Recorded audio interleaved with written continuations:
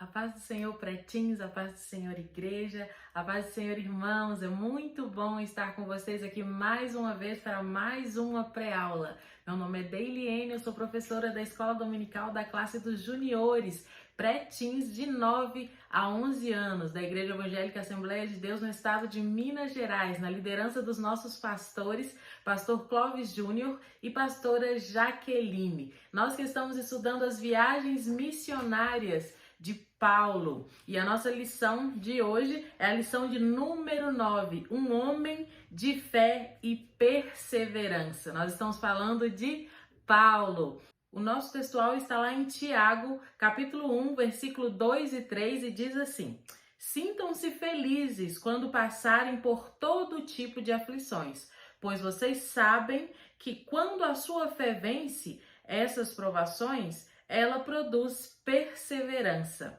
A nossa leitura bíblica está lá em Atos 22 e 23. Nós vamos continuar falando, da perseverança, da confiança que nós devemos ter em meio às aflições, em meio às dificuldades. E nós sabemos que a nossa fé é que nos leva à perseverança e a anunciar, o Evangelho de Cristo mesmo com as dificuldades. E Paulo era assim, E Paulo vai enfrentar mais uma vez uma situação difícil nesta lição. Então vem comigo que nós temos muita coisa para aprender. Lembrando que é apenas uma pré-aula da nossa lição que nós vamos estudar domingo, mas nós vamos chegar lá bem preparados. Paulo, como sempre, na luta incansável de pregar as boas novas do Evangelho. Como nós estudamos na lição anterior, Paulo estava em Jerusalém. Após alguns dias ali na cidade, alguns judeus viram Paulo pregando e logo trataram de acusar Paulo. Eles disseram que Paulo havia levado gregos para dentro do templo e o acusaram de estar profanando o lugar santo.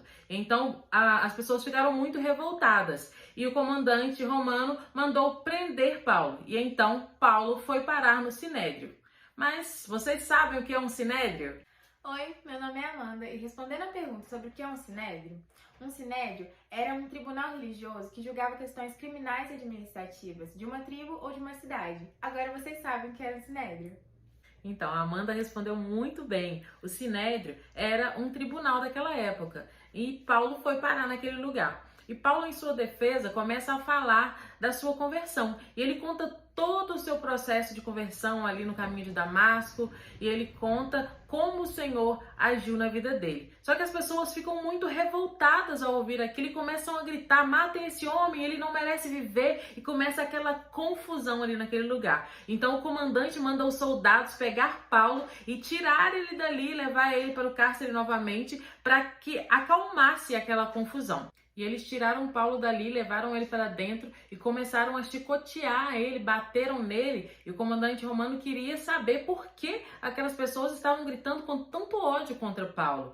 E quando eles estavam batendo em Paulo, Paulo disse para eles: é certo vocês baterem um cidadão romano? Então eles mandam chamar o comandante pergunta para Paulo: você é mesmo um cidadão romano? Porque eu também sou, e isso me custou muito dinheiro. E Paulo fala para ele: eu sou um cidadão romano desde nascença. E aqueles homens ficam com muito medo, ficam apreensivos e não querem bater em Paulo. Então Paulo é levado ao grande conselho. E Paulo começa a sua defesa dizendo que ele era inocente, que ele tinha a consciência limpa. E essa declaração não agradou em nada o sacerdote Ananias. E o sacerdote então manda que eles deem um tapa na cara de Paulo. E Paulo ficou muito triste porque o sacerdote mandou bater nele, porque ele deveria julgá-lo segundo a lei.